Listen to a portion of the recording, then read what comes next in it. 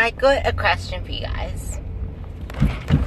How do you determine progress? How do you know you're progressing? Many times, because we see everything in the microcycle and we're so subjective and we're emotionally attached to our physical appearance, emotionally attached to pretty much everything because it's about us, we can find that our perception of progress or lack of progress or even regression is mildly, well, some people it's mildly, for others it's greatly skewed. And that's why I find it so valuable to have data, to collect data, and to have objective measures of your progress. But at the same time, data doesn't always show progress in the short term. What I mean by that is that progress is never linear. So, for example, you always hear about weight loss not being linear and strength gains not always being linear. And then if you've ever looked into the concept of periodization when it comes to training, even that isn't linear, because if someone was able to add 5 kilos to their squat every single freaking week they go in, they'd be able to squat a bloody building by now. And I don't see anyone squatting buildings. And if you're a more intermediate advanced lifter, go and tell me that you can do a 1 rep max every single week, whether it's the same weight or increasing it by 1 kilo or 2 kilos. Tell me that you're not feeling fatigued or your body isn't getting bashed up by that. Because I know very well that if I was because when you do periodization, you do like 1 week and then you progress the next week. And then this is if you're doing like the block periodization. You do like 3, 4, 5, depending on your training age and your goals. You would do 3 to 4 weeks, maybe 5 weeks, and then you deload. So in those weeks, you're aiming to add either weight to the bar, add reps, and sometimes when you're progressing, your reps would even go down, not up, because your intensity will be going up, so your volume will be going down, and all these other forms of like progress through that training block. And then you deload, and then you start the next cycle at a heavier or more intense state than you started your previous cycle, but not that much, because like we're not superhumans, and that's kind of how that progress happens. And there are so many times when people, if they just start something, they get a program, or they just decide to start losing weight, they decide to throw all tools into the basket all at once, and they expect some miracle. Like, for example, someone decides, okay, new year, new you, I'm going to start losing weight, I'm going to cut out all sugar, I'm going to cut out all my bread, I'm going to stop drinking alcohol, I'm going to start walking every day, I'm going to get a gym membership and start going every single working day of the week and just have the weekend off, but I'm still going to work, and then just like throw all of their tools into their basket, and then they overwhelm themselves. It's gradual steps that lead to the overall, like, think of your destination as the whole follow the yellow brick road thing. So the yellow brick road is your journey to where you want to go. It's a big wizard of goals and dreams. Your dream is at the end of the yellow brick road. Every single brick on the yellow brick road are the steps that you need to take to get there. But seeing the yellow brick road is not enough. You need to put each of those bricks into your diary with a time frame, with a date, and actually complete the steps one by one to get to the end. Because if you're just looking at the steps, planning ahead, visualizing your goal, having a vision board up, but not actually implementing the steps, and where are you going to go? You're not going to get anywhere unless you actually implement those steps. And every single brick that you pass and tick off to get closer to your goal, all of that's progress. And sometimes there are times when you need to take a step back, kind of like in Monopoly. You could be like set a few steps back or sent to jail, that little corner thing, so you're thrown back a bit, and then you have to wait. Well, you don't wait, you keep tossing the dice to get out of there. You don't just stay stagnant. You're trying to get out. You have to keep playing the game, keep tossing the dice when it's your turn to move, to get out of that stuck rut. You don't just surrender. You keep trying to progress and move forward. And it's inevitable that there will be, like, because if you're actually trying to get somewhere great, there are going to be setbacks.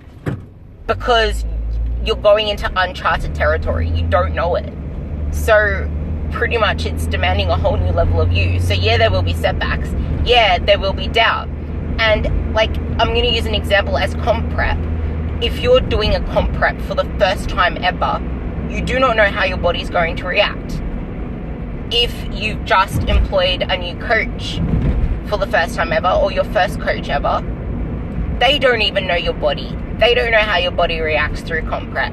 So you can't expect so much from them from that first prep unless you've had them for a few preps in a row. Like, for example, a few of my girls, I know how their body responds. So one of them I had to start prepping earlier because her body is stubborn as hell.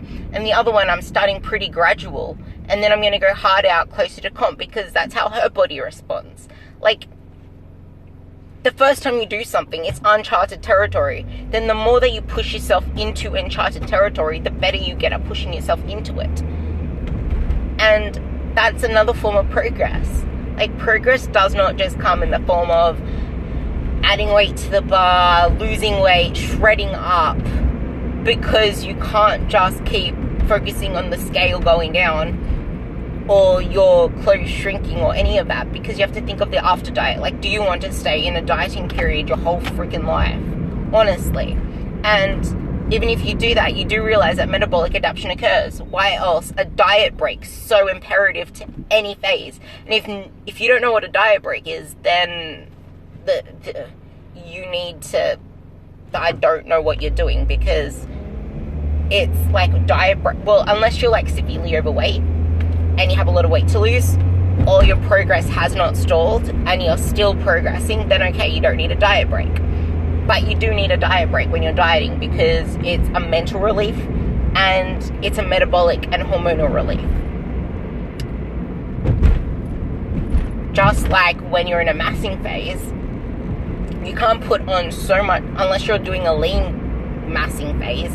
If you're going into a more like assertive massing phase, you're gonna need to have some mini cuts here and there, or some maintenance periods, so you don't put on excessive amounts of fat. And that's why I don't change my for my macro clients, I don't change their macros that often. And for my diet clients, I give them a flexible diet so they can play around with the foods they have. And I only really change it if their feedback means that they're getting bored of something or they're getting cravings, then I'll change it up. Otherwise, I'll let them keep playing with it unless they need a macro change. Like, that's why you take different forms of measures, like feedback, biofeedback, mood, sleep, all of that. Like, progress comes in even having a better mindset, loving yourself more, enjoying things more. And when it comes to the gym, range of motion, mind-muscle connection, feeling things more than you ever used to feel them before. What else is there? Oh, wow. What else is there? There's, increasing reps, increasing sets, getting your workout done in a shorter period of time. There's so many different ways that you can pretty much say you progress. Time under tension, even though time under tension is still widely debated in the hypertrophy world, it can be very useful in some cases, like staying tight in a squat or in a bench. But there's just so many different forms of progress, and to narrow it down to a weight on a scale or having a stuck number, especially when it comes to like the bench or anything to do with delts, like small muscle groups, they don't get that strong that quickly. And you can't just keep going like RPE 10, RPE 9. So that's pretty much my little ramble on progress, because I don't really want people feeling down if they realize that the weight isn't always going up, or as in the gym, or they're still struggling, they're still struggling to see any physical changes, because you see yourself every day. And as I said before, if you see yourself in the place you are right now, but 1 year ago, you tell me how much has changed in that year, this time last year. And I bet this time last year you were having the same feelings, like, am I regressing? Am I even progressing? Is what I'm doing working? I look the same. I bet you had those same thoughts. But now when you look back, you've not only changed physically, and probably most likely strength-wise as well, but your mentality would have changed. Your approach to things would have changed. Your confidence should have changed too. Your faith in yourself, because you've probably overcome things you never thought you could have overcome before. And now, if you look back on having to overcome them again, they'd be like easy as pie. So, don't be hard on yourself. Trust the process. And that little thing between goals is called life. Enjoy it. Work hard. Nothing comes easy. Although things may be simple, it still does not mean they're easy. So I hope that little ramble helps you for today. And yeah, if you have any questions, let me know.